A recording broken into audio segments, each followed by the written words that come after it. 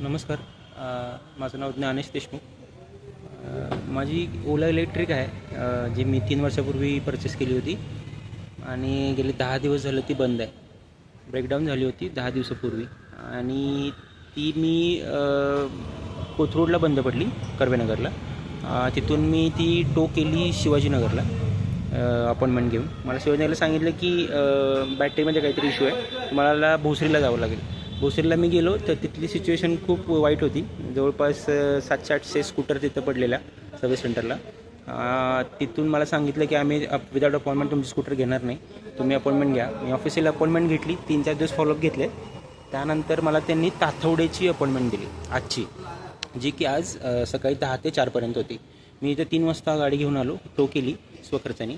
आणि इथं आल्यानंतर तुम्हाला इथं मी गाडीचं कंडिशन दाखवतो. या 3 गाड्या पडलेल्या तिथं.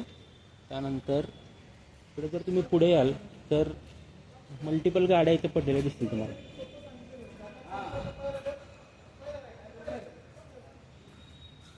एकतरी इथं जायला रस्ता नाही आहे, सगळं पाणी आहे पावसाचं. ही एक गाडी अशीच पडलेली आहे आणि या गाड्या तुम्ही बघू शकता. जवळपास या 100च्या वर गाड्या असतील जवळपास. आणि एवढ्याच गाड्या, याच्यापेक्षा जास्त गाड्या आत सर्व्हिस सेंटरमध्ये आहेत. इथं आल्यानंतर त्यांनी एक बोर्ड लावलेला आहे, सर्व्हिस सेंटर बंद आहे म्हणून. त्याच्यानंतर जे शटर आहे त्या शटरवरती पण त्यांनी लिहिलेलं आहे सर्व्हिस सेंटर बंद आहे म्हणून. आता इथला ॲडवायझर असं म्हणतो की इथल्या सगळ्या स्टाफला यांनी काढून टाकलं मॅनेजमेंटनी. रिझन माहीत नाही त्याला, आणि तो गाडी इन्व्हर्ट करू शकत नाही कारण इथं कोणी नाही आहे अवेलेबल. मी सर्व्हिस सेंटरला गेले तास झालं फोन करतो आहे, तर त्यांनी आत्ता कॉल उचलला आणि सांगितलं की तुम्हाला आम्ही कन्वे करू काय मेसेज आहे, आम्हाला माहीत नाही आहे सर्व्हिस सेंटर बंद आहे म्हणून.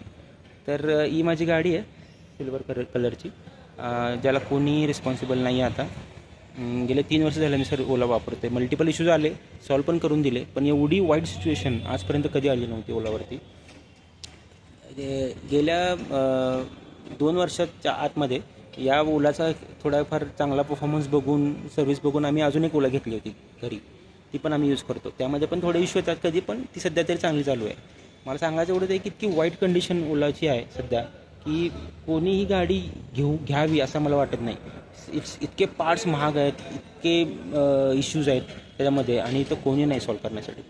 तर Bhavesh Aggarwal, Ola electric, government of India, government of Maharashtra यामध्ये जरा लक्ष घाला आणि हे प्रायोरिटीवरती सॉल्व करा. मी नांदेड सिटीवरनं आलेलो आहे, ते पण आजचा दिवस वाया घालवून काही माझं काम झालेलं नाही आहे. धन्यवाद.